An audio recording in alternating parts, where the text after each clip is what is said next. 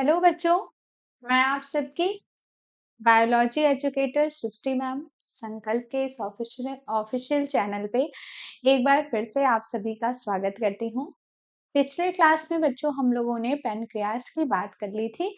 उससे कौन से हार्मोन रिलीज होते हैं और उसकी डेफिशिएंसी से कौन सा डिजीज होता है, इन सब चीज के बारे में हमने डिस्कस कर लिया था। आज हम दूसरा ग्लैंड लेकर आए हैं जिसमें हम बात करेंगे हमारे हर्ट्स की, गोनैड्स की और हमारा जीआईटी, गैस्ट्रो इंटेस्टाइनल ट्रैक्ट के बारे में। इनसे कौन कौन से हार्मोन सिक्रेट होते हैं और इनका हमारे बॉडी पे क्या रोल है, उन सब की हम बात करेंगे। तो चलिए हम स्टार्ट करते हैं। पहले सबसे गोनैड्स की बात करते हैं। आप जानते हैं कि गोनैड्स हमारा सेक्सुअल ऑर्गन है जो मेल में टेस्टिस और फीमेल में ओवरी के फॉर्म में पाया जाता है। ठीक है बच्चों, तो अगर हम गोनैड्स की बात करें तो ये as a sex organ present होता है ह्यूमन बीइंग्स में। मेल में जो होता है वो टेस्टिस के फॉर्म में पाया जाता है और फीमेल में ओवरी के फॉर्म में ये पाया जाता है।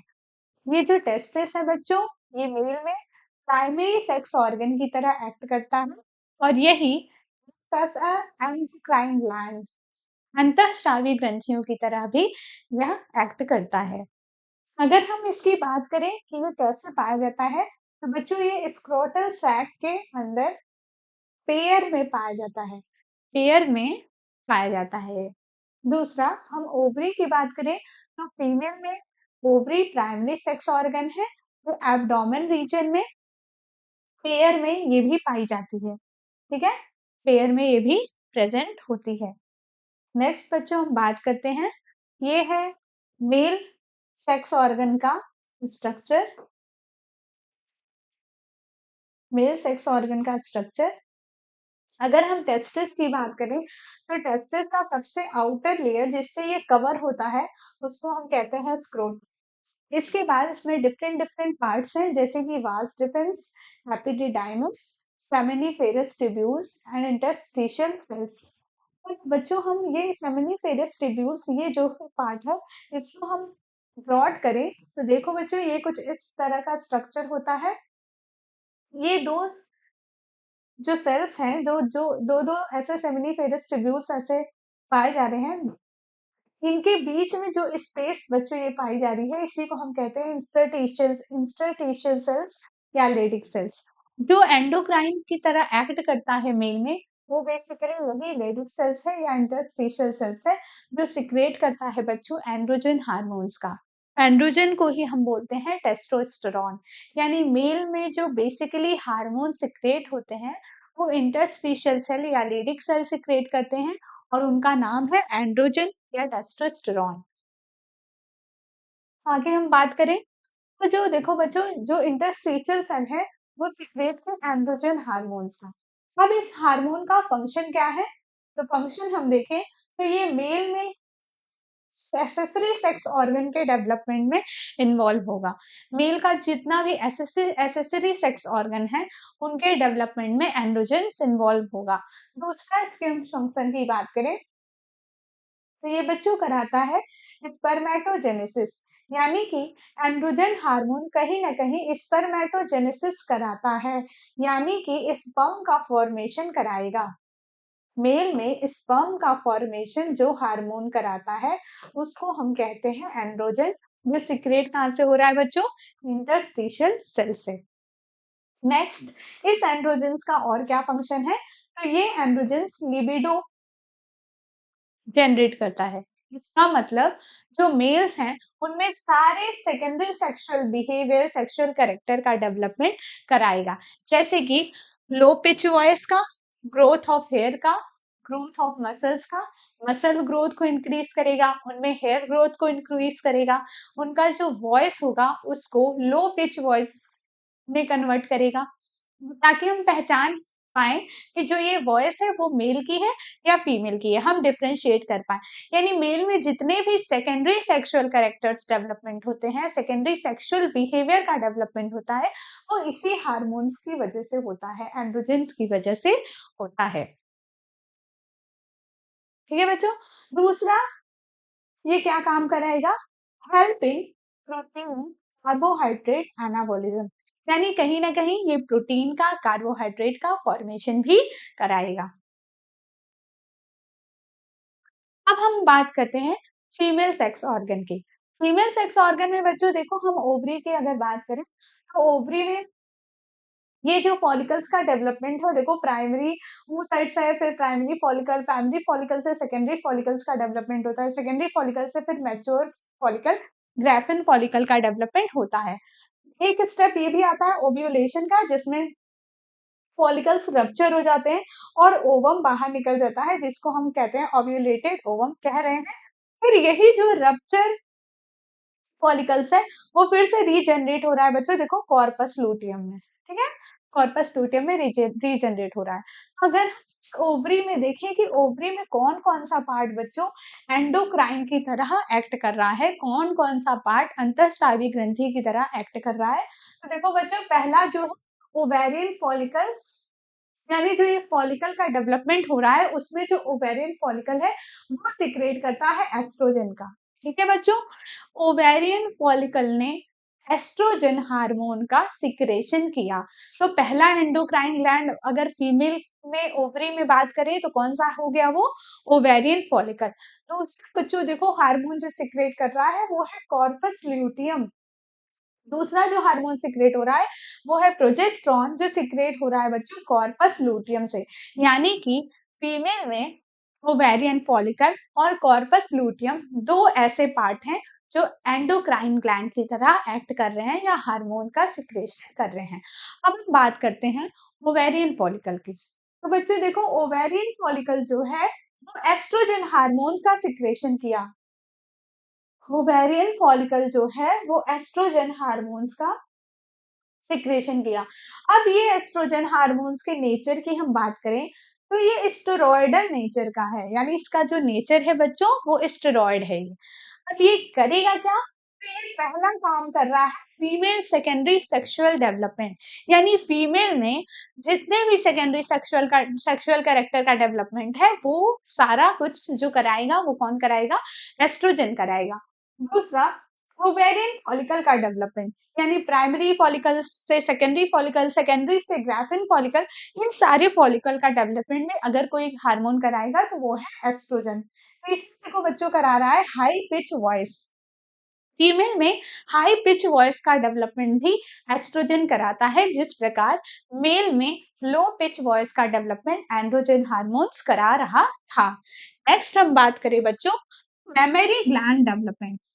आप सभी को पता है मेमोरी ग्लैंड फीमेल्स में पाई जाती है, ठीक है, तो फीमेल्स में मेमोरी ग्लैंड का डेवलपमेंट कराता है एस्ट्रोजन हार्मोन्स। नेक्स्ट हम बात करें बच्चों तो प्रोजेस्टेरॉन हार्मोन है जो सिक्रेट हो रहा है कॉर्पस लूटियम से, इसका क्या क्या फंक्शन है? तो हम नेचर की अगर बात करें, प्रोजेस्टेरॉन भी बच्चों स्टेरॉयडल नेचर का होता है, यानी प्रोजेस्टेरॉन हार्मोन भी एक तरह से स्टेरॉयड है। और ये कराएगा क्या? सपोर्ट ऑफ प्रेगनेंसी, मतलब अगर कोई प्रेग्नेंट है तो उसके सपोर्ट में ये हार्मोन सिक्रेट होता है।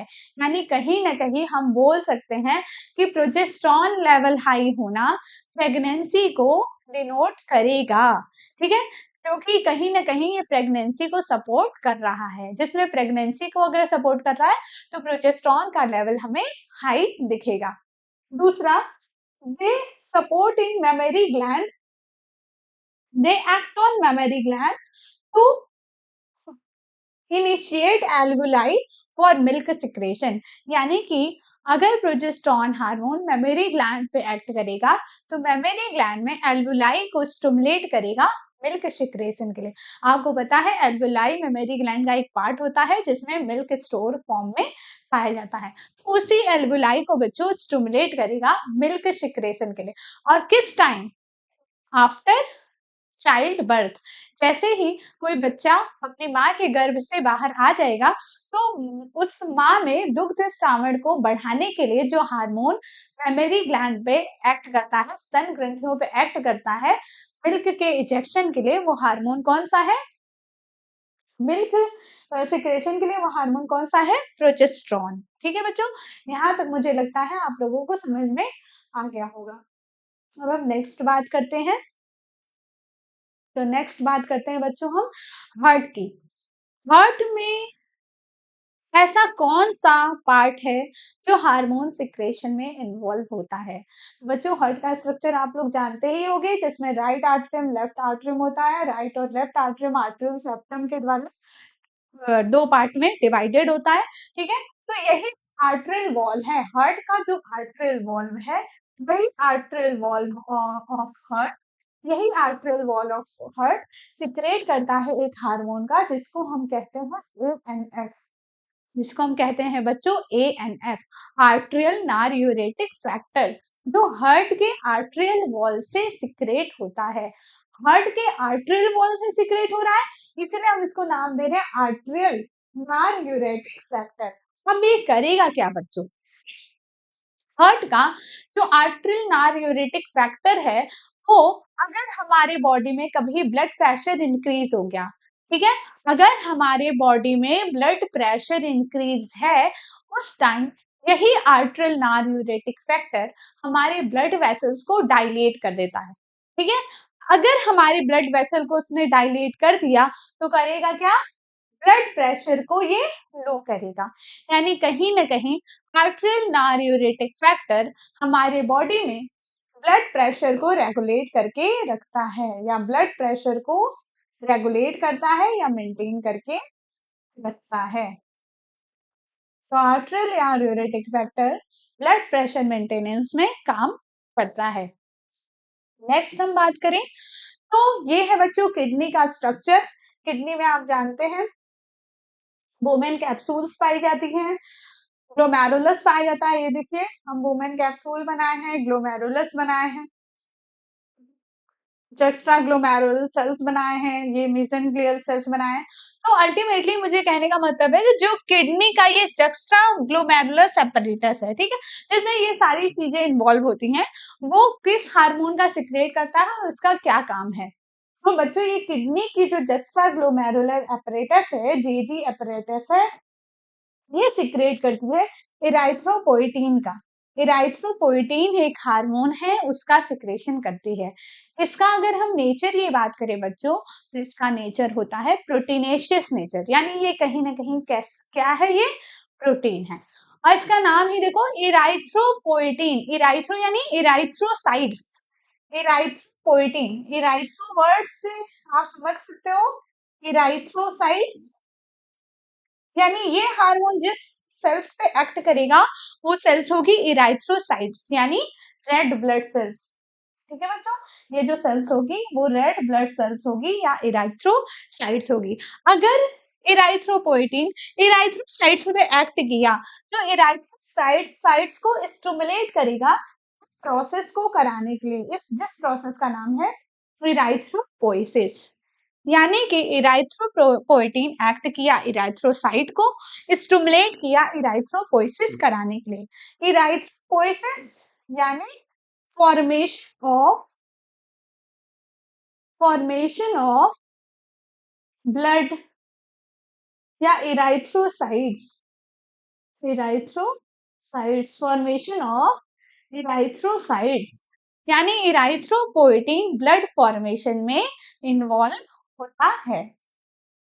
नेक्स्ट हम बात करें, तो जीआईटी गैस्ट्रो इंटेस्टाइनल ट्रैक हमारा क्या करता है और उससे कौन कौन से हार्मोन सिक्रेट होते हैं?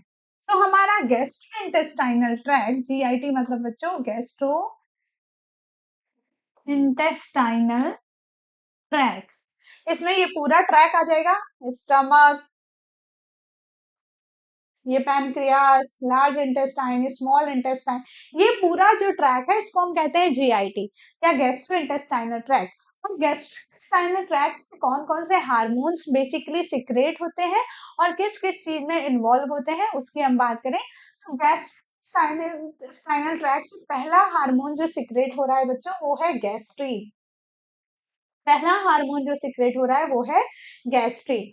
गैस्ट्रीन हार्मोन फिर एक्ट करेगा गैस्ट्रिक ग्लैंड पे। ठीक है बच्चों, गैस्ट्रिक हार्मोन एक्ट कर रहा है गैस्ट्रिक ग्लैंड पे और गैस्ट्रिक ग्लैंड से सिक्रेट करेगा HCl और पेप्सिनोजेन। ठीक है, ये दोनों हार्मोन सिक्रेट होगा गैस्ट्रिक ग्लैंड से। दूसरा है सिक्रेटिन। दूसरा हार्मोन जो जीआईटी से सिक्रेट होता है वो है सिक्रेटिन। एक्ट करेगा पेनक्रियाज के एक्सोक्राइन सेल्स पे। पेनक्रियाज का वो सेल नहीं जो एंडोक्राइन की तरह एक्ट कर रहा था, यानी कि ये अल्फा और बीटा सेल्स पे एक्ट नहीं करेगा। उसके अलावा जो पैनक्रियास के एक्सोक्राइन सेल है उस पे एक्ट करेगा और सिक्रेट करेगा या मेंटेन करेगा वाटर और बाइकार्बोनेट लेवल को। ठीक, नेक्स्ट हम बात करें तो नेक्स्ट हार्मोन जो जीआईटी से सिक्रेट होता है उसको हम कहते हैं gastric inhibitory peptide, GIP. Inhibitory यानी आप नाम से समझ जाइए ये किसी के फंक्शन को क्या करेगा, इनहिबिट करेगा। नेक्स्ट है जीआईपी, करेगा क्या बच्चों, वो गैस्ट्रिक सिक्रेशन को इनहिबिट करेगा। यानी कहीं ना कहीं यही जो गैस्ट्रिक ग्लैंड से HCl और पेप्सिनोजेन सिक्रेट हो रहा है इसी को ये क्या कर देगा, इनहिबिट कर देगा, रोक देगा। कौन, जीआईपी। यानी गैस्ट्रीन एक्ट कर रहा है गैस्ट्रिक ग्लैंड पे HCl और पेप्सिनोजेन के सिक्रेशन के लिए, तो यही जीआईपी एक्ट करेगा गैस्ट्रिक ग्लैंड पे और इनहिबिट कर देगा HCl और पेप्सिनोजेन के सिक्रेशन को। नेक्स्ट हार्मोन है कोलियोसिस्टोकाइनिन, CCK। ये हार्मोन दो ग्लैंड पे एक्ट करता है, एक है गॉल ब्लैडर और दूसरा है पैनक्रियास। अगर ये हार्मोन CCK गॉल ब्लैडर पे एक्ट करेगा तो बाइल का प्रोडक्शन कराएगा। अगर ये पैनक्रियास पे एक्ट करेगा तो पैनक्रियाटिक एंजाइम का सिक्रेशन कराएगा। ठीक है बच्चों, तो ये बेसिकली है जीआईटी के हार्मोन्स जो सिक्रेट होंगे और ऐसे ग्लैंड्स पे एक्ट करेंगे और डिफरेंट डिफरेंट फंक्शन परफॉर्म करेंगे। हमारे बॉडी में कुछ नॉन एंडोक्राइन टिश्यूज भी पाए जाते हैं। अभी हमने बात किया था कि जो भी हार्मोन सिक्रेट होते हैं वो एंडोक्राइन ग्लैंड मेनली सिक्रेट करता है, यानी अंतःस्रावी ग्रंथियां मेनली सिक्रेट करती हैं। पर हमारे बॉडी में बहुत सारे नॉन एंडोक्राइन टिश्यूज भी हैं जो कई सारे हार्मोन्स या फैक्टर्स को सिक्रेट करते हैं जो अल्टीमेटली हार्मोन्स की तरह ही एक्ट करते हैं। पहला जो नॉन एंडोक्राइन टिश्यू सिक्रेट मान लो किया कुछ ग्रोथ फैक्टर्स का। ठीक है, अब ये ग्रोथ फैक्टर किस किस फंक्शन में इन्वॉल्व होगा, तो ये ग्रोथ फैक्टर बच्चों पहला तो ग्रोथ फैक्टर है इसीलिए नॉर्मल ग्रोथ कराएगा ही, हमारे बॉडी में ग्रोथ तो कराएगा। नेक्स्ट, हमारे बॉडी में कहीं पर भी अगर रिपेयर का मैकेनिज्म करना है, कहीं भी किसी सेल को रिपेयर करना है तो उसमें भी ये ग्रोथ फैक्टर बच्चों इन्वॉल्व होगा और हमारे बॉडी में उस सेल्स का रिपेयर कराएगा। ठीक, नेक्स्ट तीसरा जो फंक्शन कराएगा ये ग्रोथ फैक्टर, वो तीसरा फंक्शन है बच्चों रीजनरेशन का। रीजनरेशन का फंक्शन भी कराएगा ये ग्रोथ फैक्टर जो नॉन एंडोक्राइन टिश्यू से सिक्रेट होता है। रीजनरेशन कराएगा यानी कि बहुत सारे हमारे बॉडी में ऐसे ऑर्गन है जिसमें रीजनरेशन की प्रॉपर्टी होती है, यानी उनमें ये ग्रोथ फैक्टर इन्वॉल्व होंगे और रीजनरेशन कराएंगे। जैसे कि हम बात करें हमारा लीवर, हमारे लीवर में रीजनरेशन की प्रॉपर्टी होती है, इसीलिए हमारे लीवर का अगर कोई टिश्यू हम कट भी कर दें, निकाल भी दें तो वो अपने आप रीजनरेट कर देगा। आपने एक जनरल टर्म सुना होगा बच्चों, लीवर ट्रांसप्लांट का। क्या आप लोगों ने कभी सोचा है कि उसमें क्या होता है, उसमें क्या किसी का लीवर ट्रांसप्लांट कर दिया जाता है, पूरा लीवर निकाल के दूसरे में ट्रांसफर कर दिया जाता है? नहीं, उसमें ऐसा नहीं किया जाता। आप ही सोचो बच्चों, क्या आप बिना लीवर के जिंदा रह सकते हो? अगर आपके बॉडी से हम लीवर निकाल दें आपका, तो क्या आप जिंदा रह सकते हो?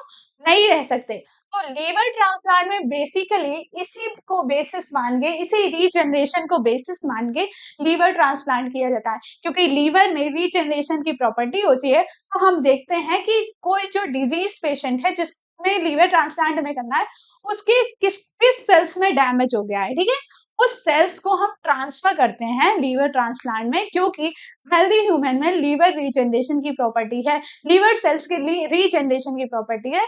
तो हमारा लीवर उस सेल्स को या उस पार्ट को रीजनरेट करके बना सकता है, इसीलिए लीवर ट्रांसप्लांट में इस लीवर रीजनरेशन को हम बेसिस मानते हैं। आगे हम बात करते हैं बच्चों कि ये जो ग्रोथ फैक्टर्स हैं ये बेसिकली इनका मैकेनिज्म क्या है, कैसे ये मैकेनिज्म करते हैं और कैसे ये अपना फंक्शन करते हैं। सबसे पहले देखो ये जो ग्रोथ फैक्टर्स है बच्चों, वो सेल के पर्टिकुलर रिसेप्टर पे जाके बाइंड करेंगे। यानी कि ये जो ग्रोथ फैक्टर्स हैं, ये जो जीएफ है ग्रोथ फैक्टर्स है, इनके लिए उनका स्पेसिफिक रिसेप्टर उस सेल्स पे प्रेजेंट होना चाहिए।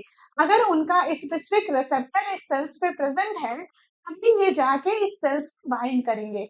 अगर बच्चों ये सेल्स से बाइंड किए, इनका स्पेसिफिक रिसेप्टर यहाँ प्रेजेंट है और ये ग्रोथ फैक्टर इस सेल से बाइंड किए, यानी कि रिसेप्टर सिग्नल कॉम्प्लेक्स कुछ ऐसा बना होगा, कुछ ऐसा बना होगा। जैसे ही सिग्नल रिसेप्टर की बाइंडिंग होगी, जैसे ही सिग्नल और रिसेप्टर की बाइंडिंग होगी, ठीक इस तरह इसके नीचे जितने भी कास्केड है प्रोटीन के, वो एक्टिवेट हो जाएंगे या प्रोटीन काइनेज कास्केड एक्टिवेट हो जाएगा। प्रोटीन काइनेज का मतलब होता है कि ये अब किसी नए प्रोटीन को फॉस्फोराइलेट कराएगा, ठीक है, उस पे फॉस्फेट ग्रुप ऐड करा देगा और उस फॉस्फेट ग्रुप को ऐड कराने के बाद उस प्रोटीन को वो क्या कर देगा, एक्टिवेट कर देगा। अगर प्रोटीन काइनेज कास्केड एक्टिव हो गया, अदर प्रोटीन को फॉस्फोराइलेट करा देगा, फॉस्फोराइलेशन का प्रोसेस करेगा। अगर ये फॉस्फोराइलेशन कराया तो ये फॉस्फोराइलेटेड प्रोटीन को एंटर करेगा किसमें, न्यूक्लियस, न्यूक्लियस में भेजेगा बच्चों, और न्यूक्लियस में जो ट्रांसक्रिप्शन फैक्टर है उसको एक्टिवेट करेगा। न्यूक्लियस में जाने के बाद जो ट्रांसक्रिप्शन फैक्टर है उसको एक्टिवेट करेगा। यानी कहीं ना कहीं जो डीएनए है, डीएनए में अगर सेल डिवीजन कराना है तो वो सीडीके को एक्टिवेट करेगा और सेल डिवीजन कराएगा। ठीक इसी तरह अगर डीएनए से कोई प्रोटीन बनाना है तो वो ट्रांसक्रिप्शन को एक्टिवेट करेगा, डीएनए से आरएनए बनाएगा, आरएनए से प्रोटीन बनाएगा। अगर सीडीके को एक्टिवेट किया तो सेल डिवीजन कराएगा। ठीक इसी तरह अपने अपने फंक्शन के अनुसार ये सिग्नल और रिसेप्टर की बाइंडिंग होगी और उस फंक्शन के अनुसार ये न्यूक्लियस के अंदर इंटर करेगा, जीन को एक्टिवेट करेगा और फंक्शन कराएगा। तो आज की क्लास में इतना ही। नेक्स्ट क्लास में मैं आपके लिए लेकर आऊंगी different types of hormones on the basis of nature और हार्मोन्स का मैकेनिज्म, कि हार्मोन्स कैसे वर्क करते हैं, उनका क्या मैकेनिज्म है।